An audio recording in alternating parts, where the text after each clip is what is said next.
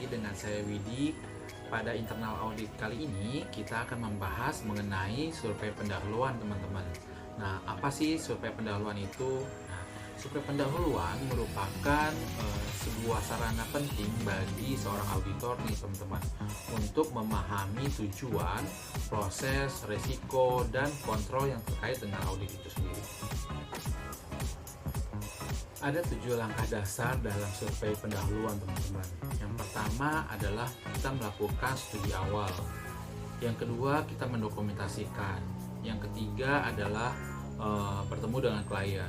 Nah, yang keempat, setelah kita bertemu klien, kita mencari informasi atau mengumpulkan bahan bukti teman-teman. Setelah kita mengumpulkan bahan bukti, kita mengamati.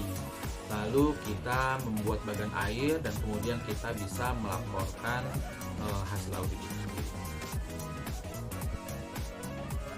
Langkah dasar dalam survei pendahuluan pertama adalah melakukan studi awal teman-teman, di mana studi awal ini mencangkup penelaahan atas kertas kerja tahun sebelumnya teman-teman.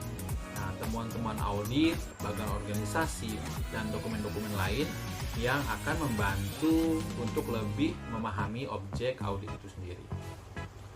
Langkah dasar berikutnya dalam survei pendahuluan adalah pendokumentasian teman-teman. Pendokumentasian itu mencangkup beberapa langkah yang akan mengarah pada pertemuan awal antara auditor dengan manajer klien. Beberapa hal yang dilakukan pada saat pendokumentasian teman-teman. Yang pertama adalah pembuatan daftar pengingat, lalu daftar isi awal untuk kertas kerja, dan yang terakhir kita bisa membuat kuesioner yang akan digunakan dalam wawancara dan diskusi dengan manajer klien dan lainnya. Daftar pengingat atau reminder list itu digunakan untuk memberikan pengingat bagi auditor untuk mengerjakan pekerjaan audit selanjutnya teman-teman. Lalu kemudian daftar isi atau table of contents. Daftar isi ini dilakukan sebelum tahap perencanaan audit teman-teman. Daftar isi ini akan memaksa auditor untuk mendaftarkan masalah-masalah tertentu yang harus ditangani seiring dengan kemajuan penugasan dan membuat acuan kertas kerja. Pengurangan biaya atau cost reduction. Pengurangan biaya akan secara langsung mempengaruhi laba perusahaan teman-teman. Pada umumnya, manajemen mengharapkan penugasan internal audit ini dapat menghasilkan pengurangan biaya maupun peningkatan operasi. Nah, kemudian ada catatan kesan teman-teman atau record of impression. Catatan kesan ini tidak mencerminkan komplikasi tujuan dari fakta-fakta yang terdokumentasikan dengan baik. Namun, catatan tersebut tetap dapat bernilai karena manajemen tidak hanya melihat fakta-fakta nyata yang terdapat dalam audit, tetapi memperhatikan juga aspek manusia yang terlibat di dalam audit itu sendiri.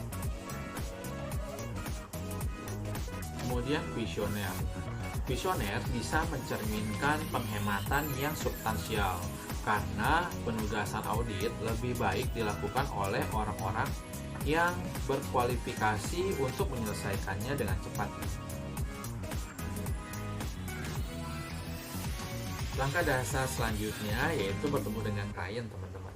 Di dalam pembahasan dengan manajer dan supervisor, auditor perlu menjelaskan mengenai tujuan, sasaran, serta standar operasi. Lalu juga menjelaskan mengenai resiko bawaan.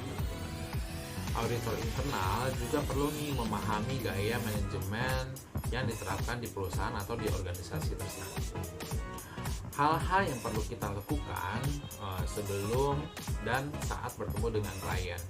Yang pertama, mengatur jadwal pertemuan, wawancara, penutupan, dan pencatatan. Di dalam mengatur jadwal pertemuan, hindari pertemuan yang secara mendadak teman-teman. Meskipun audit yang tidak diberitahukan terlebih dahulu itu mungkin perlu dilakukan, dalam mengaudit kas, audit keamanan, atau hal-hal yang cukup rawan, teman-teman. Lalu wawancara. Nah, wawancara ini memiliki 4 langkah penting dalam wawancara, teman-teman.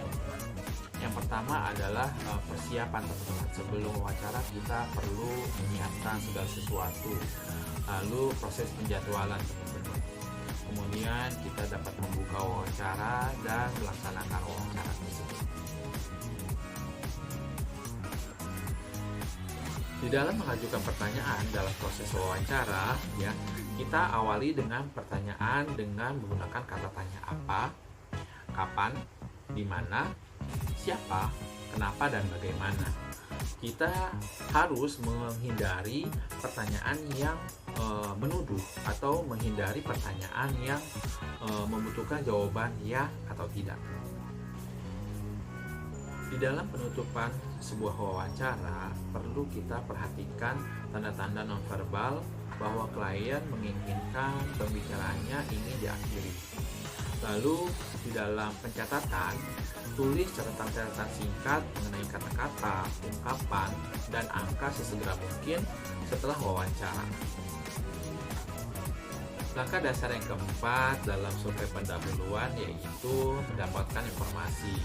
Nah, untuk informasi penting dapat dikualifikasikan ke dalam 4 fungsi dasar manajemen: perencanaan, perorganisasian, pengarahan, dan kontrol.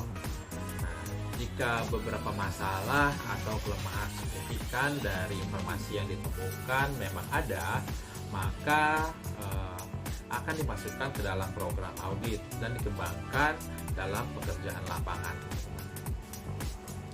Langkah dasar yang kelima dalam survei pendahuluan yaitu pengamatan.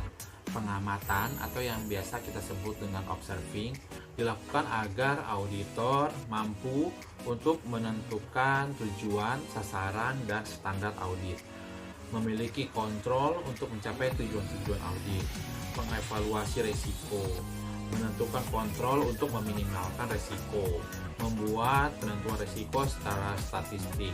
Lalu yang terakhir, dapat menilai gaya manajemen itu sendiri. Langkah dasar yang keenam dalam survei pendahuluan yaitu pembuatan bagan air. Nah, di dalam pembuatan bagan air, auditor memberikan gambaran, sistem, dan merupakan sarana untuk menganalisis operasi yang kompleks, analisis yang tidak selalu bisa dicapai dengan narasi yang rinci. Langkah yang ketujuh dalam survei pendahuluan yaitu pelaporan. Survei yang dilakukan dengan baik biasanya menghasilkan sejumlah informasi yang baik pula. Data yang dikumpulkan dapat mengidentifikasi hal-hal penting dan masalah-masalah yang membantu auditor memutuskan apakah pemeriksaan lanjutan ini perlu dilakukan. Di dalam membuat anggaran survei, perubahan-perubahan signifikan dalam tujuan prosedur, sistem operasi, otomatisasi, organisasi, manajemen, dan pegawai juga akan mempengaruhi waktu yang diperlukan untuk mengenal dan mengidentifikasi masalah. Semua faktor harus dipertimbangkan dalam membuat anggaran survei. Tidak ada standar untuk anggaran survei pendahuluan. Berdasarkan survei informasi dari praktisi, estimasi yang wajar mungkin ya 10% hingga 20% dari total anggaran untuk proyek audit. Sekian teman-teman pembahasan dari saya mengenai survei pendahuluan.